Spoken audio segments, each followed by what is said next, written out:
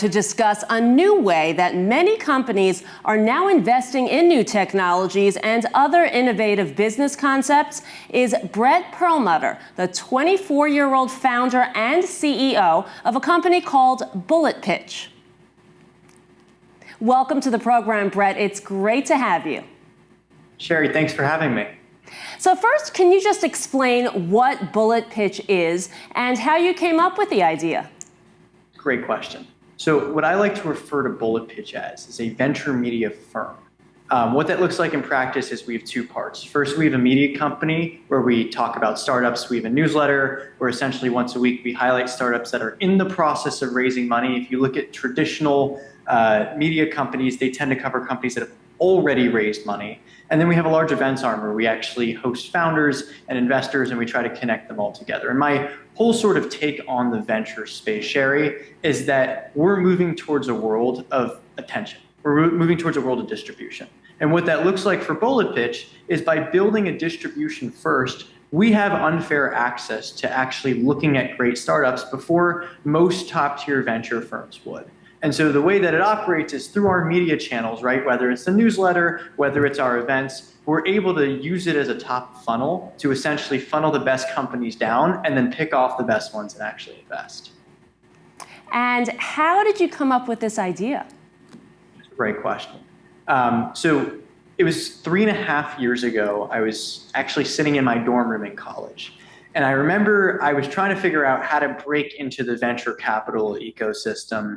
And one of the individuals I was talking to at the time said that he used to actually send really great deals to venture firms in the hopes that maybe they would take him as an intern. So I said to myself, what a great idea. Maybe I should do the same thing. Except rather than send each firm a deal, what if I just put them on a list and sent them every deal at once and did it in sort of a cool morning brew format? I grew up reading the Morning Brew. That might be a really interesting take on venture. And so what started as an opportunity to just try to break into venture, very quickly scale from 100 subscribers to 1,000 subscribers to 10,000 to 100,000. And slowly but surely, I realized very quickly that this wasn't just a way to get an internship, but this was an entire business onto itself where I had the opportunity to actually build this really cool media company that monetizes through sponsorships, but B, had this really cool opportunity to see some of these deals early on enough where we could actually get into them and potentially make a return. That's really amazing. Very impressive as a college student to come up with that. Well, the CEO of NVIDIA was talking specifically just now about how important it is to have a rich ecosystem of industries in order to achieve economic success. Can you describe how Bullet Pitch is contributing to that effort by promoting companies that may not otherwise receive attention from potential investors? Sherry, I think you nailed it. The word is ecosystem. I think, and as you sort of see the videos playing through, we're creating an ecosystem, right? We're building community. And I think that the most important thing to do now as a business is build distribution and build community, because those two things allow an opportunity to see things in a way that you haven't, right? And so for us, that's founders, that's investors, where we get to see certain founders coming in through the door that might not have otherwise had access to a platform like ours, right? So yes, it's great that we're featuring the founders, but we're also inviting them to our events where we're buying them dinner.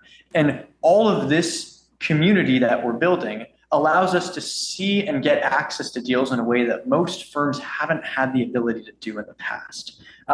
So to the CEO of NVIDIA's point, it's all about building a rich ecosystem, because by doing that, you can essentially give yourself an unfair advantage to whatever it is, right? And so for us, it happens to be deal flow, but for another company, it might be users. For another company, it might be marketing. Whatever the case is, that is a real opportunity that I'm starting to see across all of business, and we're just seeing it at the earliest stages in startups.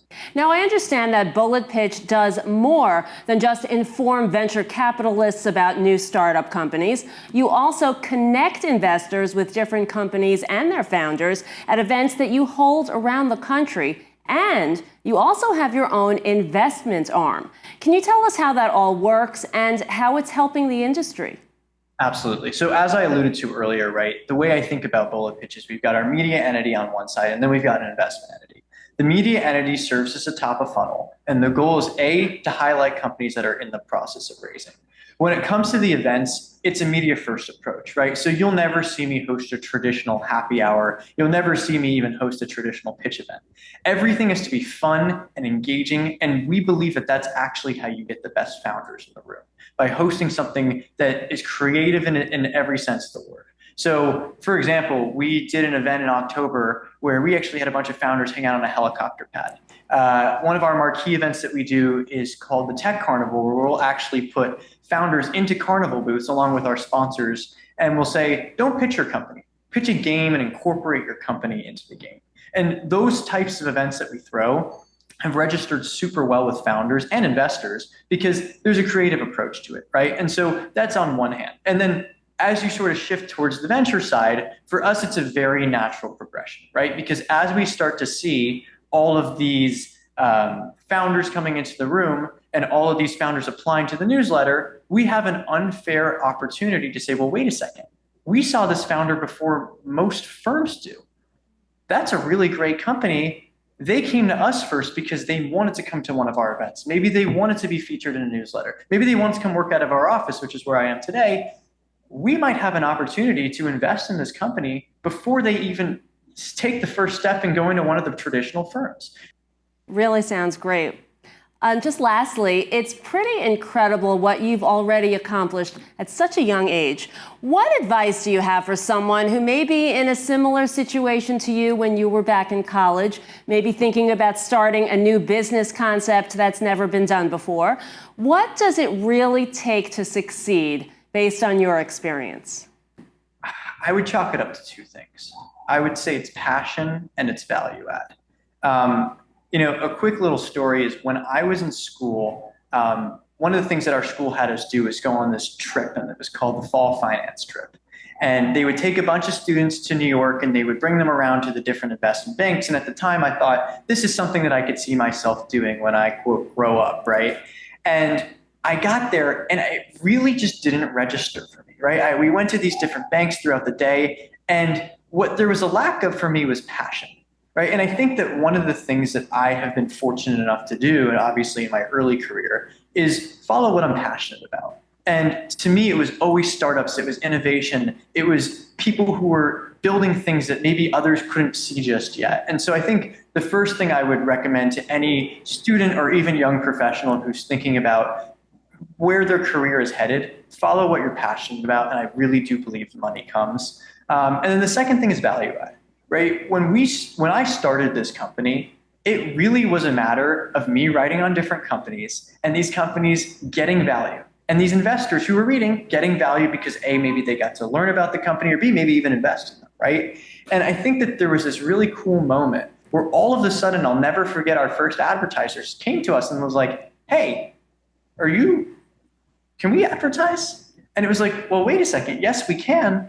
But that all came from not necessarily trying to go find how to make money, but adding value to two different parties. And even today, right? I mean, we're investing in these startups and I'm trying to add as much value to them as possible, whether it's introducing them to their other investors, which we've done, bringing them to events, helping them with their pitch, right? All of these different things. And in the long run, they then give me access to potentially A, doing the deal, but D, as the deal scales, we have a real opportunity to say, wow, we got in really early because we added value. And I believe that, I think what I was saying in sort of your last question about, I think that the next wave of investors are going to have to do more than just add capital. They're going to have to add value, right? And so I think we figured that really early on, which is why bullet pitches come into what it is. I think you've definitely figured that out already, and I'm sure you're headed for much more success in the future. Thank you so much, Brett, for coming on and explaining everything about your company so well. We wish you lots of success and look forward to having you back on as the company continues to grow. Thanks for having me. Thanks again.